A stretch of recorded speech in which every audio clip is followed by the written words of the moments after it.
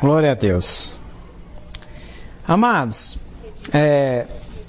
essa semana eu estive visitando a célula lá na casa do Edmilson, como eu sempre faço, né? De vez em quando eu visito a célula de um irmão ou outro. E é muito bom quando eu visito as células, muito precioso, sou muito edificado. E nesta reunião, os irmãos compartilharam algo lá e através desse compartilhar, por isso que o compartilhar na célula ele é algo muito precioso, muito rico. Porque o compartilhar da célula, quando cada irmão compartilha, quando a célula toda se envolve, há muita riqueza, né? Então a célula começa a ficar rica ali por meio da palavra. E acredite, irmãos, né? A palavra que eu vou compartilhar hoje foi algo que o Senhor me deu lá na célula. Eu estava lá na reunião e Deus falou comigo. Eu vi, poxa, é importante falar disso. Percebi que é tempo também de, na verdade, relembrarmos, né, e falarmos um pouco mais. Eu creio que os irmãos sabem, mas muitas das vezes, porque nós deixamos de confirmar, reafirmar, isso acaba então sendo muitas das vezes esquecido nas nossas vidas e muitas das vezes passa despercebido. Então é importante nós relembrarmos, orarmos novamente a respeito disso, meditarmos nessas verdades para que nós sejamos sempre reavivados na fé. Amém? Amém. Eu quero falar um pouco hoje com os irmãos a respeito de um assunto que a videira faz parte da visão, faz parte do slogan da videira, né? A videira ela é uma igreja que crê que uma vez salvo, salva eternamente. Diga amém. Amém. Amém? Amém. Quantos aqui creem que você é salvo, uma vez que você foi salvo, é salvo eternamente? Aleluia. Glória a Deus. Aleluia por isso. Sabe, tem muitos irmãos que às vezes têm dúvida a respeito disso. Sabe, é muito ruim você viver nessa dúvida, você viver nessa incerteza. Eu vou te dar um exemplo para você ver o quanto esse pensamento que você pode perder a salvação, o quanto isso é maligno. Acredite, isso provém do diabo. Essa doutrina não é bíblica, não é algo que veio dos apóstolos, não é um ensino apostólico e é maligno. Isso, na verdade, é um ensino que veio infiltrado ao longo dos séculos nas igrejas para enfraquecer a fé dos irmãos. Então veja um exemplo. Vem cá, Suelter, por favor. Imagine que o Suelter, ele chega até mim e ele compartilha comigo que ele está muito endividado financeiramente, ele estava precisando de um dinheiro para quitar a dívida dele. Então eu pego e falo, Suelton, é o seguinte, eu vou te dar R$1.000, eu vou te abençoar com R$1.000 para te ajudar, né, você com as suas finanças. Será que ele iria gostar, ficar feliz? Iria, não ficaria, Suelton? Glória a Deus por isso. Mas aí, depois de 3 dias eu ia lá e falava assim, Suelton, é o seguinte, infelizmente, amado, vou querer o dinheiro para trás, né, eu te dei o dinheiro, eu sei disso, mas eu quero o dinheiro de volta. Ok? Você acha que... O que você pensaria de mim? Você ficou sabendo que eu dei o dinheiro para ele, depois tomei de volta. O que você iria pensar de mim? Hã? Sem palavras, sem o que mais? Sem caráter, não é? Você já viu o menino que é assim, já viu? Você já viu que o menino quando dá uma coisa pro outro, depois ele vai lá tomar de volta? Não é? Menino é assim. Eu lembro que quando eu era menino, às vezes um colega me dava uma coisa, depois ele ia lá tomar de volta, né? Parece coisa de criança, coisa infantil, não amadureceu. Aí eu te pergunto uma coisa. Se depois eu chegasse nele, se tivesse uma segunda situação, eu falasse para ele, não, eu vou te dar R$1.000, você acha que ele ia acreditar em mim? Ele ia acreditar? Você está vendo como que é essa questão de Deus? Está vendo quanto é maligno esse negócio de perder salvação? A pessoa, você acha que ela vai confiar em Deus?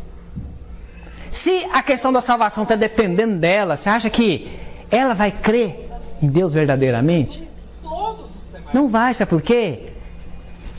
Deus dá e Deus toma, Deus dá, Deus toma. Ela não tem uma confiança plena, saudável para com o Senhor. Ela não tem aquela segurança. Deus me ama, Ele é meu Pai, Ele tem pensamentos bons a meu respeito, Ele já me deu a salvação, ela é minha e eu sei, meu Deus, Ele é maravilhoso, Ele jamais irá tomar de mim aquilo que Ele já me deu. Entendendo? Isso é tremendo. Mas por que veio esse ensino? Para que as pessoas agora fiquem receosas, inseguras para com Deus. Elas ficam... tem aquele pensamento equivocado a respeito do Pai, justamente por causa desse ensino. Porque acreditam que pode em algum momento, se elas vacilarem, perder a salvação. Como se as pessoas pudessem viver agora a vida cristã perfeita sem nunca errar. É possível, irmãos? Será que existe alguém que tem esse estilo de vida, alguém perfeita, maravilhosa, que não erra nunca e ela está segura, porque ela é tão perfeita que ela não vai perder a salvação, não? Será que existe alguém assim? Sabemos que não. Ou seja, então a humanidade toda está perdida. Então você percebe que esse ensino, ele não é bíblico. E não condiz com o caráter de quem? De Cristo. Entende? Não condiz.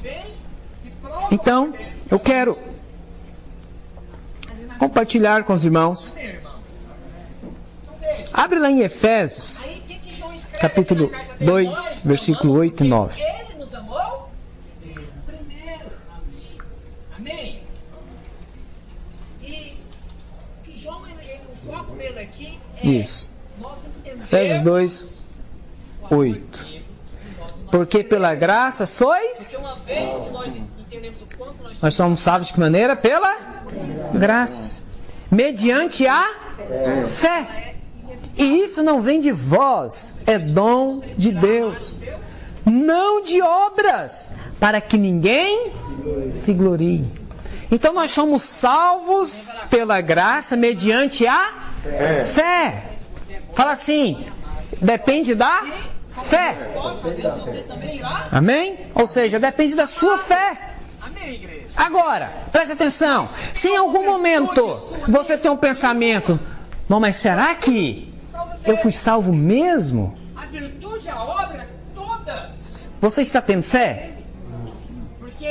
Então você percebe que a salvação ela é algo que você precisa crer. Amém?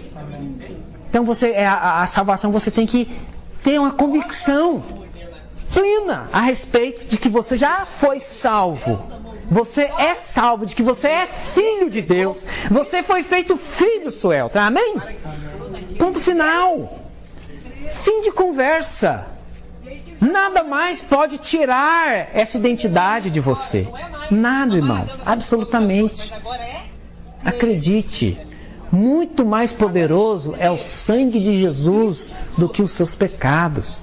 Se o pecado teve poder para te afastar de Deus por um breve tempo, muito mais o sangue de Jesus tem poder para te reconciliar com o Senhor eternamente. Isso é tremendo. Sabe, você tem que crer no poder do sangue, o quanto é poderoso. Não há nada mais poderoso, mais precioso do que o sangue de Jesus derramado por você. Ele é tão poderoso que Ele te reconciliou com o Pai eternamente, de uma vez por todas, e nada mais pode separar você. Nada mais. O que nos separará do amor de Deus? Nada.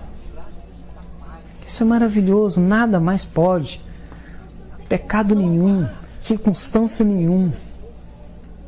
O que você precisa mudar é essa mentalidade, é a sua maneira de pensar a respeito dessas coisas. Você precisa se posicionar na condição de filho. Entender que você é filho de Deus. Diga, glória a Deus por isso. Glória a Deus. Lá em Colossenses 2:6, está escrito o seguinte. Colossenses 2:6. Tudo agora é consequência Ora, como recebestes Cristo Jesus, o Senhor, assim andai nele. Vou repetir. Ora, como recebestes Cristo Jesus, o Senhor, assim andai nele. Eu te pergunto, como que você recebeu o Senhor Jesus? Pela fé. Foi crendo. Amém, igreja? Amém. Você creu. Então a palavra de Deus está nos ensinando o seguinte: da mesma maneira que você o recebeu, que foi crendo, foi por meio da fé, você agora precisa fazer o quê? Andar. De que maneira? Nessa fé. Você precisa agora viver diariamente crendo.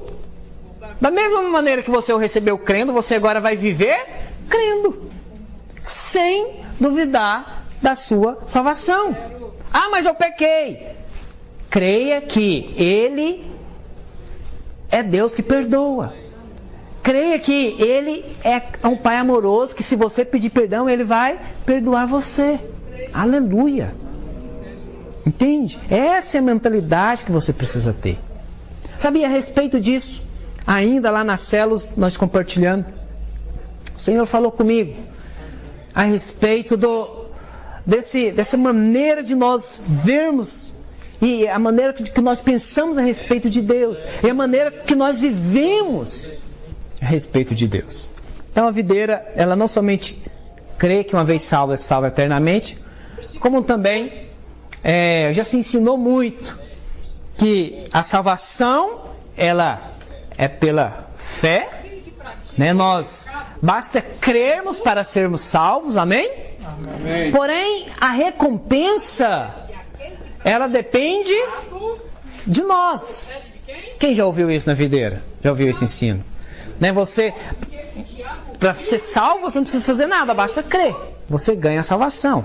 Agora, o Senhor também, Ele é um Deus galardoador. E o galardão é para aqueles para os crentes vencedores. Né? A videira crê, então, nos crentes vencedores.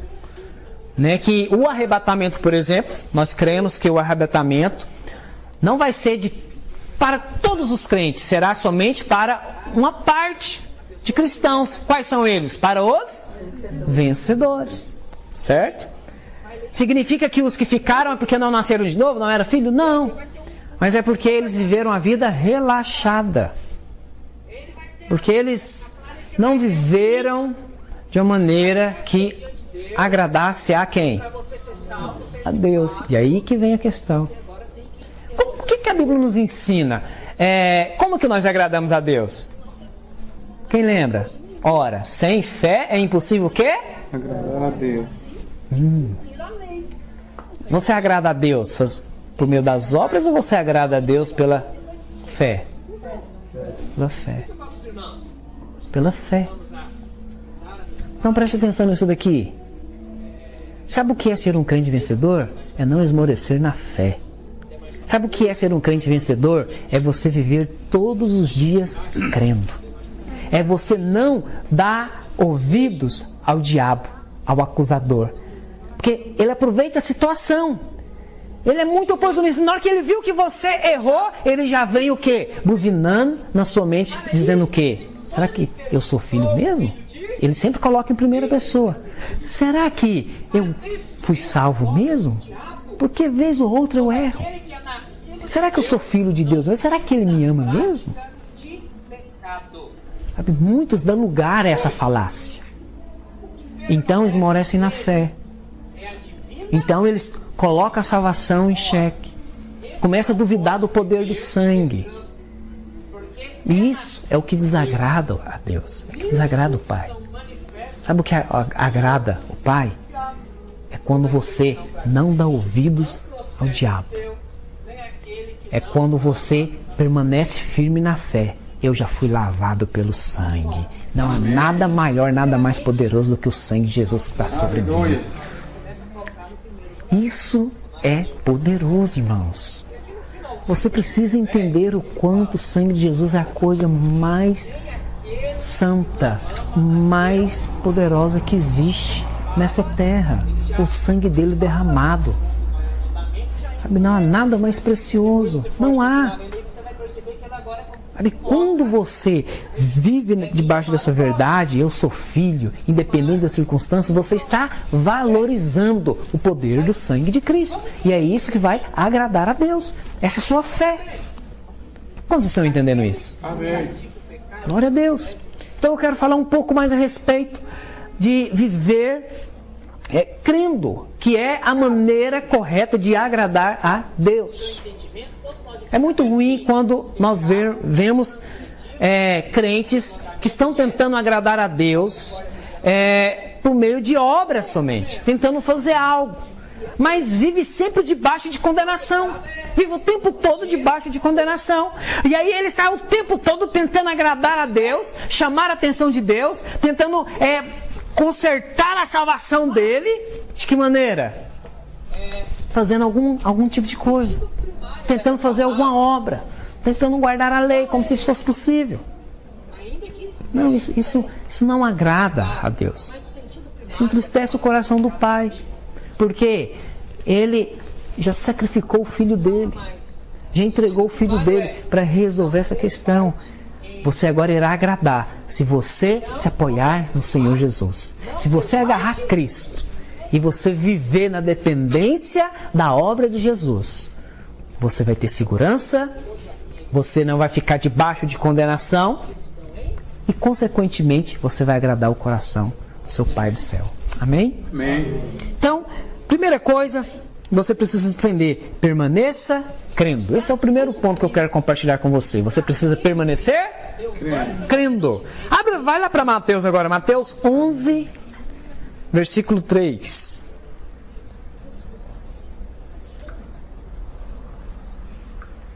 Chegou um certo momento na vida de João Batista que ele foi preso, foi encarcerado, e a partir desse momento João Batista ele teve uma certa dúvida a respeito da pessoa de Jesus.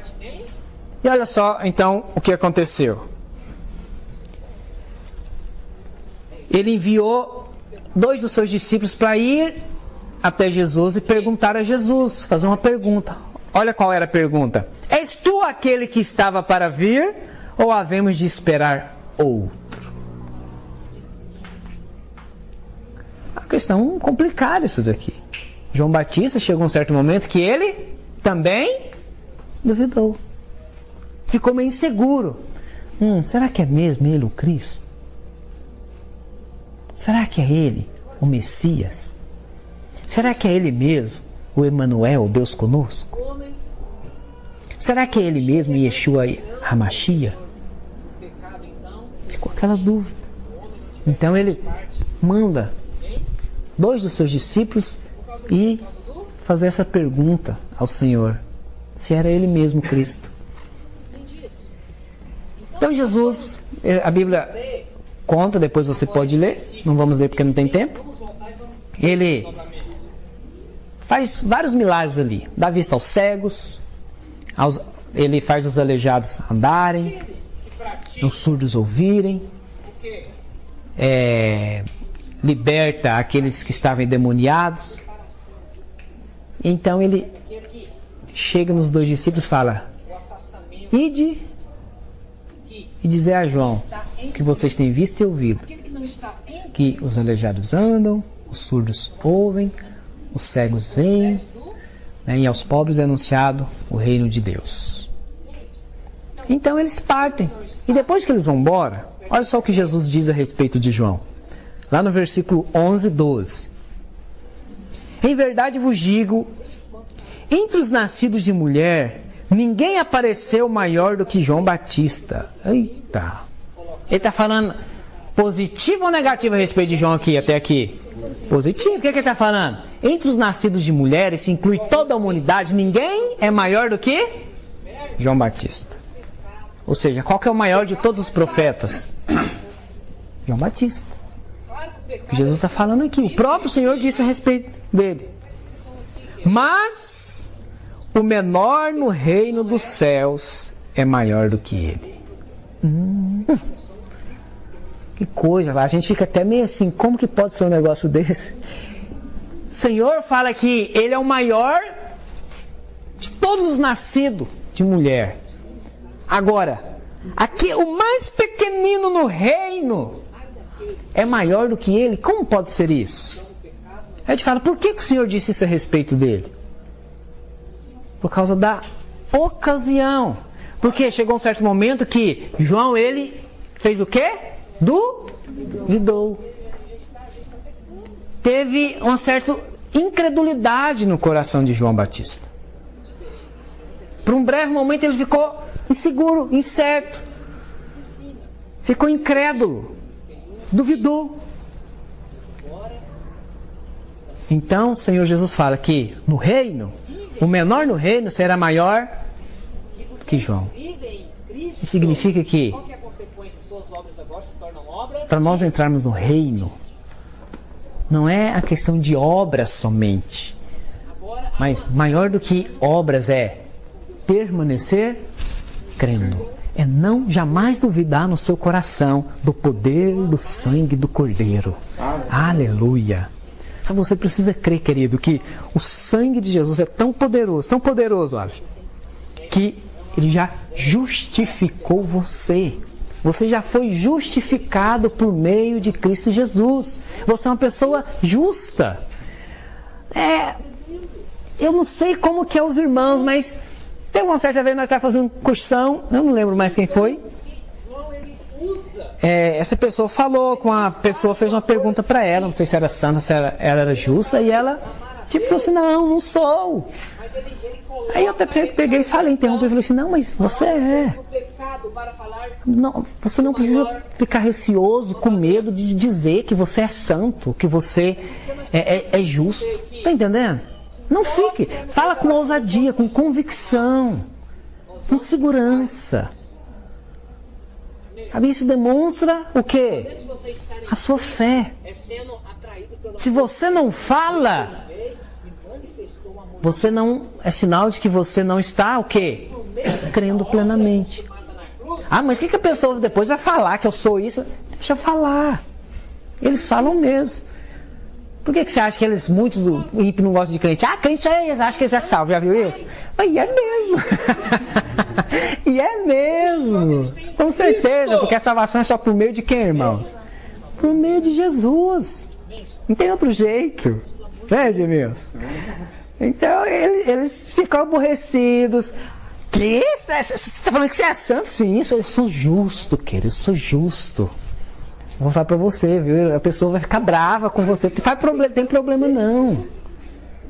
Mas você precisa... É por causa de você, porque você é bom demais? É isso? Não, mas você vai falar para ela que você é uma pessoa justa por causa de quem? Por causa do sangue de Cristo. Por causa do sangue. Valoriza o sangue. Valoriza. Exalta Jesus. Quando você se coloca e você dá testemunho da sua santidade por causa dele, não é você que você está exaltando. Você está exaltando ele. Agora, se você falasse assim, eu sou justo, porque eu guardo a lei, porque eu pago um preço de santidade, porque eu oro todo dia, porque eu sou um dizimista fiel, eu sou uma pessoa justa demais. Quem que você está exaltando? Você si próprio. Aí é problema. É problema. Mas se você dá o testemunho e coloca Cristo como o centro, você fala, Jesus deu a vida por mim, o sangue dele é poderoso e já me justificou, já me lavou, eu já fui perdoado, o sangue dele me fez tornar filho de Deus, por isso eu sou uma pessoa justa, por isso eu sou uma pessoa santa, eu sou filho de Deus, querido, por causa de Jesus. Então, você precisa dar esse tipo de testemunho para as pessoas. As pessoas precisam ver isso. Sabe, elas precisam ver isso com você falar com essa confiança, com essa convicção. Acredite, esse testemunho vai deixar elas pensativas. Esse testemunho vai mexer no interior delas. Acredite, esse testemunho, ele é justo e verdadeiro. Porque o sangue de Jesus é poderoso, sim. É santo, sim. Amém, irmãos? Amém. Você foi justificado por meio desse sangue, sim. Aleluia, Jesus. Então, dê o testemunho da verdade. O testemunho da verdade é: eu sou santo por causa que Ele me faz santo. Porque Ele me santifica. Porque Ele é quem me lavou. Ah, que coisa maravilhosa. Outro ponto, segundo ponto.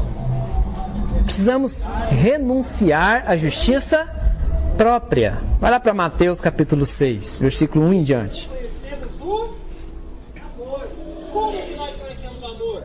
Que Cristo deu a sua vida por nós. Guardai-vos de exercer a vossa justiça diante dos homens, com o fim de serdes vistos por eles. De outra sorte, não tereis galardão junto de vosso Pai Celeste. Que galardão você acredita que é esse? É recompensa. Essa recompensa, ela é tanto recompensa ainda nessa vida. O Senhor vai te abençoar, porque você já é filho, amém? Então Ele faz questão de te abençoar ainda em vida, como também, e ainda mais, quando Ele voltar. Amém, irmãos? Ele vai te recompensar. Por quê? Porque você não estava fazendo para se vangloriar diante de homens. Você não estava querendo chamar a atenção de homens, ser visto por homens. E sim, por Ele somente. Por isso que Ele nos ensina aqui: guardai-vos de exercer a vossa justiça diante dos homens.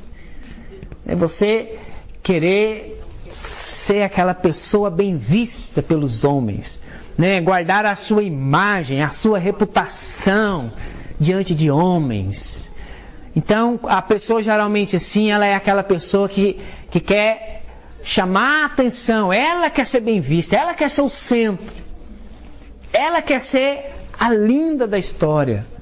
Não, esquece de você. Quem precisa ser visto é Jesus. Quem precisa ser assistido em toda essa história é Cristo. Eles precisam entender que Cristo é que está fazendo a obra em você. Amém, irmãos? Amém.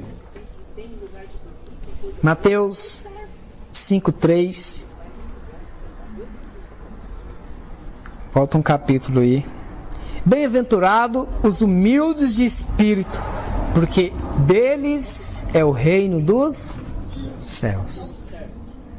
Então, bem-aventurados é quem? Os humildes de espírito, porque deles é o reino dos céus. O que significa ser esse humilde de espírito? É justamente o contrário daquilo que nós lemos aqui em Mateus 6. Humilde de espírito é aqueles que não quer glória para si mesmo, mas eles atribuem toda honra e glória a quem? A Cristo. Entende? É aqueles que quando vão dar o testemunho que Ele é santo, que Ele é justo, Ele não está falando por causa de si, mas Ele está falando por causa do sangue de Jesus. Entende? O testemunho, todo o testemunho que Ele dá, Ele engrandece o nome de Cristo. Se Ele ora por alguém e a pessoa é curada, Ele exalta o nome de quem? De Cristo. Ele nunca se vê em condição e situação nenhuma, porque Ele bem sabe quem Ele é se não fosse Jesus. Ele bem sabe aonde Ele estaria se não fosse Cristo ali agindo através dele. Então, Ele é sempre aquela pessoa humilde de espírito, que está sempre exaltando o nome do Senhor. Toda honra e toda glória, Ele sabe, pertence a Ele, a Deus. É aquela pessoa que realmente ela é mansa. As pessoas às vezes ferem ela, fala mal, mas ela está sempre desarmada. Lembra do cursão que a gente aprende a respeito do verme e da serpente? Lembra? Você é verme ou você é serpente? Houve uma infidelidade. O que você é, senhor?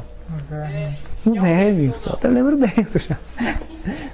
Você pensa, eu sou um verme, cara? Um verme?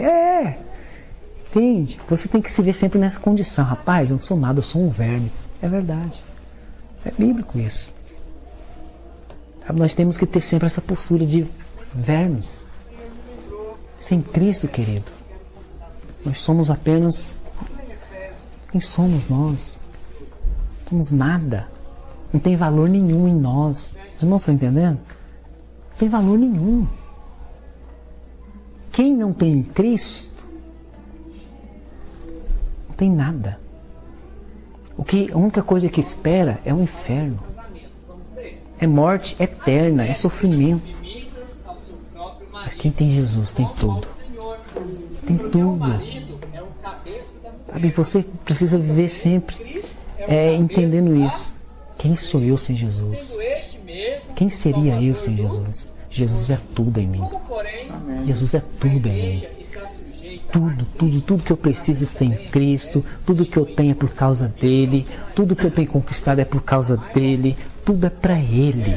Tudo é para ele. O meu trabalho é para ele. O meu estilo de vida, o meu testemunho é para engrandecer o nome dele. Tudo que eu tenho feito é para que o nome dele seja exaltado. Ah, que coisa maravilhosa. Então, por que a gente faz essa comparação? A serpente, quando você cutuca ela, o que ela faz? Ela quer picar. Ela quer ferir, quer matar. Mas o verme, você já viu quando você cutuca um verme, o que ele faz? Nada.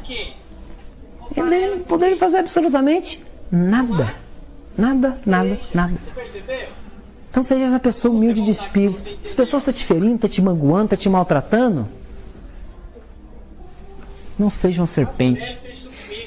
Não queira contra-atacar. Mas seja humilde de espírito. Sabe por quê? Isso vai fazer com que o nome dele seja exaltado mais e mais. Glória a Deus por isso. Versículo 10, Mateus 5:10. Bem-aventurados os perseguidos por causa da justiça, porque deles é o reino dos céus. Isso aqui é maravilhoso. Bem-aventurados os perseguidos por causa da justiça. Há dois tipos de justiça aqui. Muitas das vezes o crente ele é perseguido por causa de dois tipos de justiça.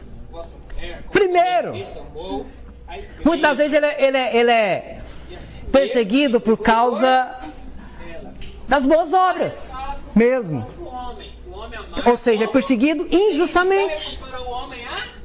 Não tem motivo para ser perseguido, como hoje em dia nós temos visto em vários lugares do mundo. Os cristãos estão sendo perseguidos. Por qual motivo? Nenhum. Por causa da fé somente. Estão sendo perseguidos. Entende?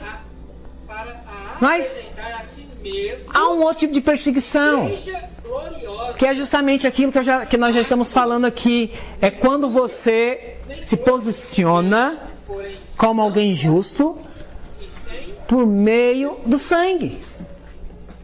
Quando você se declara uma pessoa justa de fato. Não por causa da sua obra, mas por causa de Cristo. Isso também traz o quê?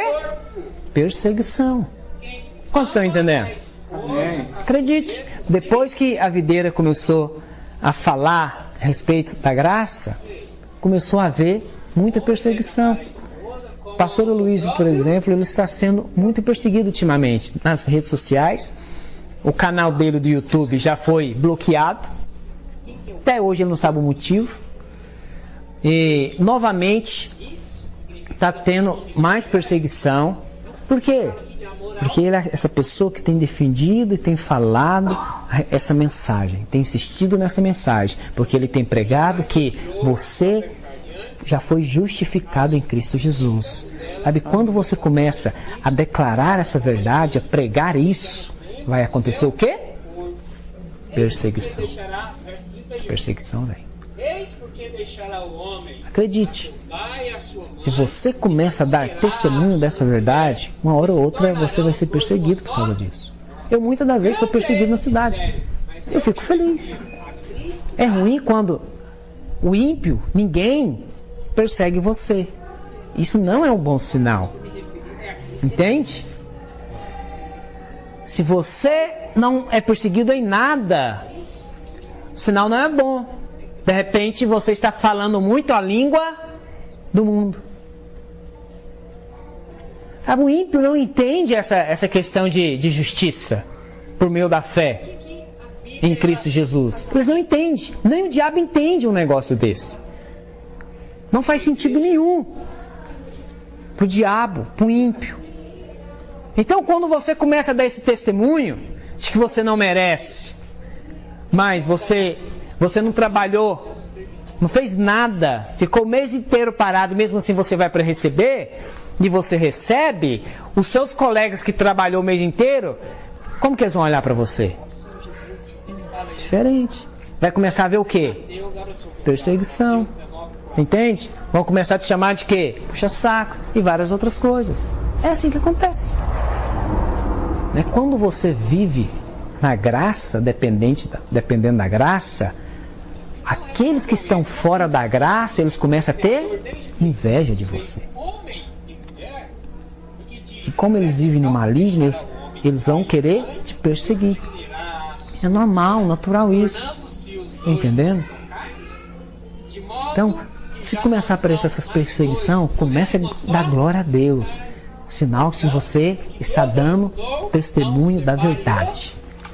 Que você está no caminho certo. Eu te falo isso diante de Deus, irmãos. Agora, é muito ruim quando há perseguição entre irmãos. Isso não é um bom sinal. Isso, de repente, pode ser que o ensino não está sendo... um dos dois não está tendo o ensino correto, ou está sendo contaminado em algum outro lugar, alguém, mas as igrejas precisam entender a mensagem. Não pode haver esse tipo de perseguição por causa do testemunho em meio aos irmãos. Amém? Amém. Terceiro ponto. Conhecer o coração do Pai. Repete comigo. Conhecer o coração do Pai. Vai lá para o livro de Mateus, já está, Vai lá para o capítulo 25, Mateus 25. Versículo 24. Os irmãos lembram daquela parábola dos talentos? Certo. Mas não vamos ler todas, vamos ler mais o final. Verso 24 em diante. Chegando por fim, o que recebera um talento disse: Senhor, sabendo que és homem severo, que ceifas onde não semeastes, e ajuntas onde não espalhastes, receoso, escondi na terra o teu talento. Aqui tens o que é teu. Olha a atitude desse último servo aqui. A Bíblia fala então, nessa parábola, que havia 3 servos. Um recebeu 5 talentos, outro recebeu 2 e outro recebeu 1 talento. O que recebeu 5 talentos, ele multiplicou o talento dele e passou a ter 10 talentos. E ele foi homenageado pelo Senhor, servo bom e fiel. Foste este ano pouco, no muito, te colocarei entre o desfrute do gozo do teu Senhor.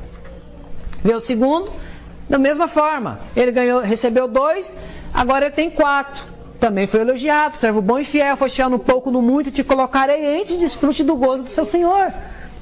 E aí então vem o terceiro. Ele muda completamente a fala. Ele tem uma visão completamente equivocada a respeito do Senhor. O que ele diz? Chegando por fim o que recebera 1 talento, disse: Senhor, sabendo que és homem severo, que ceifas onde não semeastes, e ajunta onde não espalhastes, receoso. Essa pessoa, ela ficou o quê? Receosa. Ficou com medo. Ficou com medo do seu Senhor. Tem alguém aqui que tem medo do Senhor Jesus? Graças a Deus que não tem ninguém. Quando é que alguém tem medo do Senhor Jesus? Quando tem um pensamento equivocado. Quando? Sabe quando que a pessoa tem medo? Sabe quando o crente tem medo de Jesus voltar, Eliseu?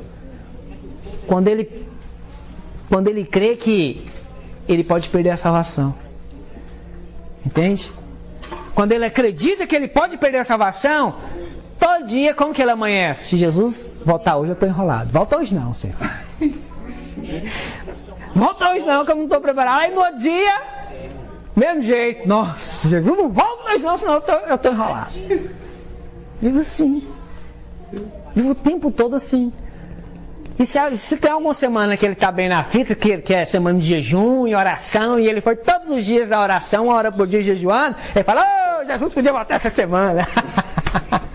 Estou bem na fita. É um problema, tá vendo? Tem medo do Senhor.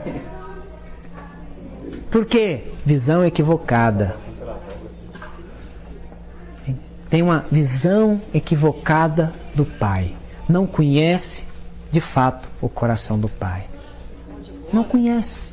Porque quem de fato conheceu o coração do Pai? Ele é não afastado, pelo contrário, ele é atraído. Porque o amor de Deus atrai. O amor do Senhor nos atrai, Edmilson. Nós somos atraídos. Quanto mais nós conhecemos o coração dele, mais atraído a ele nós somos. Amém, irmãos? Amém. Já essa pessoa aqui, esse servo, ele ficou receoso. Porque ele ficou receoso, ele não multiplicou o talento.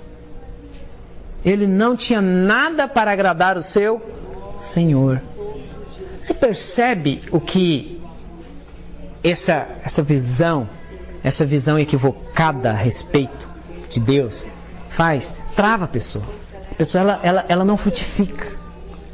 Ela não tem uma obra que agrada a Deus. Porque ela não crê corretamente. Vive uma vida cristã amedrontada. Está o tempo todo travada, não consegue fluir em nada, avançar em nada espiritualmente. Não agrada o Pai em absolutamente nada. Sabe, esses frutos aqui podem ser N coisas. Pode ser você talvez ganhar uma vida para o Senhor Jesus. Pode ser você fazer uma obra, uma caridade para alguém. Pode ser várias coisas. Pode ser você se posicionar em fé. Entende? Mas quando é que você vai fazer isso e vai agradar o coração do Pai? Quando você tiver uma visão clara, uma visão correta a respeito de Deus. Creia, você é filho amado, Deus te ama. Ele tem pensamentos bons a seu respeito. Ele já te deu tudo aquilo que você precisa para frutificar, para vencer, para ser um crente vencedor, para dar muitos frutos. Aleluia, você está enxertado nele. O alimento é ele quem te dá, porque ele é a videira verdadeira, você é apenas o galho de Deus. Mas você precisa estar nele, enxertado nele, para se alimentar dele e dar fruto. Aleluia. Lembra daquela parábola do filho pródigo? Quantos lembram? Porque lá é um outro exemplo para nós. A parábola do filho pródigo é maravilhoso porque as pessoas falam a parábola do filho pródigo, mas na verdade tinha que ser a parábola do irmão do filho pródigo. Porque quando Jesus conta a parábola, na verdade ele quer dar o exemplo de justiça própria. Porque ele está, na verdade, respondendo à postura dos escribas e fariseus no início do capítulo 15. Não é isso? Que os pecadores estavam vindo até Cristo, Jesus comendo com eles, e os escribas e fariseus ficaram escandalizados com aquilo. Como é esse homem recebe pecadores? Jesus, então, por causa disso, ele conta 3 parábolas. A última parábola é a parábola do filho pródigo. E ele está ensinando o que para eles? Está ensinando justamente a respeito da postura deles, né? Que o Senhor se alegra muito mais com um pecador que se arrepende do que com alguém que não precisa de arrependimento. E quem é que achava nessa parábola que achava que não precisava de arrependimento? Quem? Na parábola? O irmão do filho pródigo. Ele se achava justo. O que ele fala? Eu jamais transgredi um mandamento. Jamais transgredi uma lei sua. Eu sempre fui fiel em tudo. Fiz tudo perfeitinho. Mas e o outro? O que o outro fez? Primeiro, pediu a herança do pai em vida. Quando ele pede a herança do pai em vida, o que ele está querendo dizer, Edmilson? Você não morre. Você não morre, então me dá a herança logo. Ele está desejando a morte do pai. Já que você não morre logo, praga, me dá a herança aí. Entende? Olha o coração. Que coisa. E ele sai, acaba tudo com as orgias. Mas sabe o que é curioso nisso? Num certo momento, o que a Bíblia relata? Que ele está lá, cuidando de porcos. E para um judeu cuidar de porco é o fim de tudo mesmo. Porque porco é o animal mais imundo que tem. Ele está lá cuidando daqueles porcos. De quem que ele lembra? De quem? Do pai. Eu te pergunto, se o pai fosse um pai mau, ele iria lembrar do pai e querer voltar para o pai? Não iria. Por que ele lembrou do pai e quis voltar? Porque ele lembrou que o pai dele era bom. O que ele concluiu? Meu pai é tão bom que até os servos têm onde comer. Tem comida boa, tem comida em abundância. Até os trabalhadores do meu pai. Eu vou voltar. Isso é maravilhoso. Por mais que ele era pecador, chegou um momento que ele caiu em si e lembrou da bondade do pai. Ele lembrou da abundância que ele tinha quando ele estava com o pai dele. Ele voltou porque lembrou o quanto o pai era um pai amoroso. Ah, que coisa poderosa. Sabe, veja o final dessa história. A Bíblia diz que fizeram uma festa, o pai mandou fazer uma festa, matou o cordeiro, aquela festa toda, e o filho estava lá, Suelter, na festa. E aí, Edmilson, chega o irmão mais velho, se achando bonzão demais, sabe o que a Bíblia fala? Que ele não quis entrar. O filho mais velho não quis entrar no quê? Aonde? Na festa. Sabe o que significa essa festa aqui? Significa a vinda do Senhor Jesus. E lembra da parábola das 10 virgens? As prudentes entraram para as bodas e fechou-se a porta. E as nécias ficaram de fora? Não puderam entrar? Pois é, esse filho mais velho é como uma virgem nécia, louca. Não quis entrar. Ficou de fora. E o outro, que era pecador, ele entrou para a festa, para as bodas do cordeiro. E eu te pergunto, você quer confiar na sua justiça própria ou você quer confiar na bondade do Pai? Amém, igreja? Fique de pé onde você está, em nome de Jesus.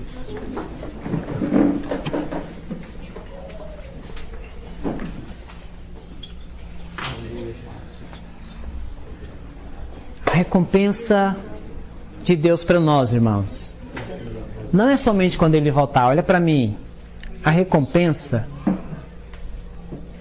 é para agora em vida também. O Senhor tem prazer em nos abençoar e nos recompensar ainda em vida. Amém?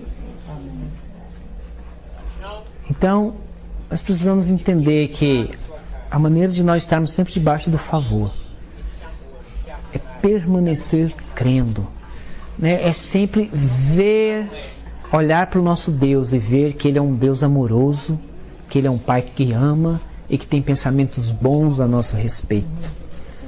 É querer sempre depender exclusivamente dEle, né? Sem querer nos orgulhar de nós mesmos, não. Quem somos nós? Tudo que nós temos é por causa dEle, tudo é para Ele. É nos humilhar sempre, sempre, sempre. E grande será o nosso galardão. Grande será o nosso galardão no reino de Deus. Senhor Deus e Pai, nós oramos nessa noite, porque nós entendemos essa verdade, essa palavra. Cremos, Senhor, que nada mais pode tirar a nossa salvação. Nós cremos e confiamos confiamos, Deus, plenamente que a graça do Senhor, ela já nos alcançou. Nós somos filhos amados. Senhor, nem altura, nem profundidade, nem pecado, absolutamente nada pode nos separar do amor em Cristo Jesus, o nosso Senhor.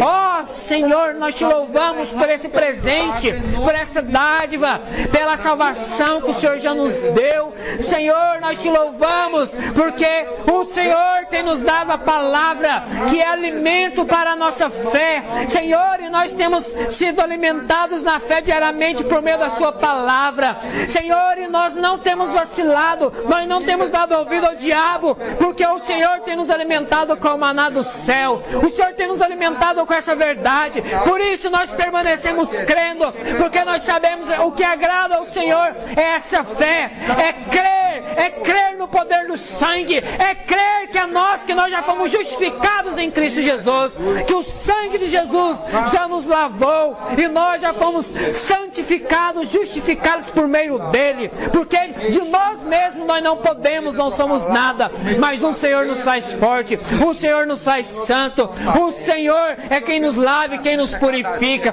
Por isso nós te louvamos, por isso, ó Pai, nós estamos aqui para contemplar a tua beleza, para contemplar ao Senhor e somente a ti, ó Pai, nós rendemos todo louvor, toda honra e toda glória. Aleluia, aleluia. Muito obrigado, Senhor. Obrigado pela palavra de consolo, pela palavra de conforto, pela palavra, Senhor, que nos dá a vida, pela palavra, Senhor, que nos faz permanecer crendo sempre. Aleluia. Glória a Deus. Você que crê nessa verdade, dê uma salva de palmas a Ele bem forte.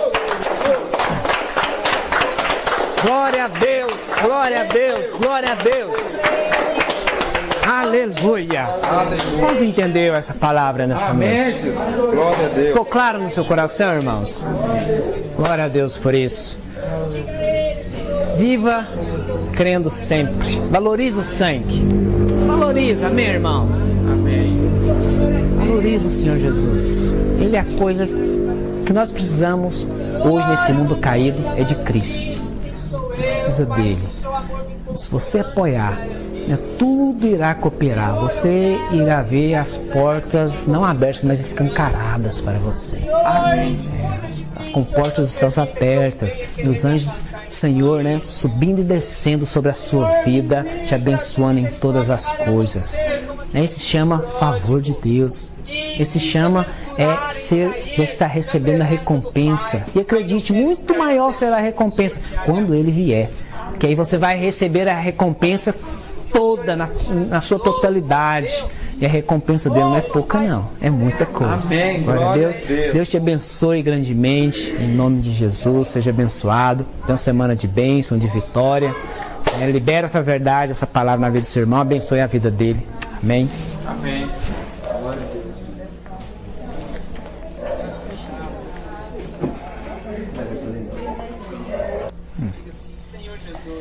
Glória a Deus. Amados, essa semana eu estive visitando a célula lá na casa do Edmilson. Como eu sempre faço, de vez em quando eu visito a célula de um irmão ou outro. E é muito bom quando eu visito as células. Muito precioso, sou muito edificado. E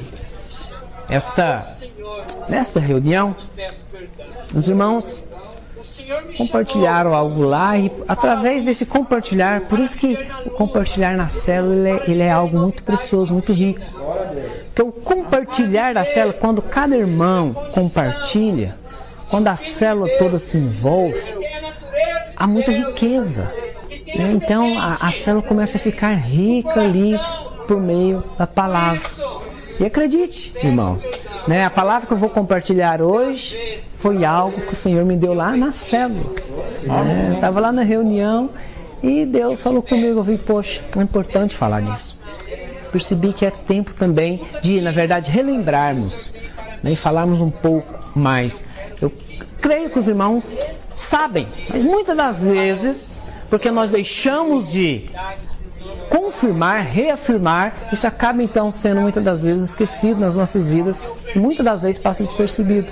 Então é importante nós relembrarmos, orarmos novamente a respeito disso, meditarmos nessas verdades para que nós sejamos sempre reavivados na fé. Amém? Amém. Eu quero falar um pouco hoje com os irmãos a respeito de um assunto que a videira faz parte da visão, faz parte do slogan da videira, né? A videira ela é uma igreja que crê que uma vez salvo, salva eternamente. Diga amém. Amém. Amém? Amém. Quantos aqui creem que você é salvo, uma vez que você foi salvo, é salvo eternamente? Aleluia. Glória a Deus. Aleluia por isso. Sabe, tem muitos irmãos que às vezes têm dúvida a respeito disso. Sabe, é muito ruim você viver nessa dúvida, você viver nessa incerteza. Eu vou te dar um exemplo para você ver o quanto esse pensamento que você pode perder a salvação, o quanto isso é maligno. Acredite, isso provém do diabo. Essa doutrina não é bíblica, não é algo que veio dos apóstolos, não é um ensino apostólico e é maligno. Isso, na verdade, é um ensino que veio infiltrado ao longo dos séculos nas igrejas para enfraquecer a fé dos irmãos. Então, veja um exemplo. Vem cá, Suelter, por favor. Imagine que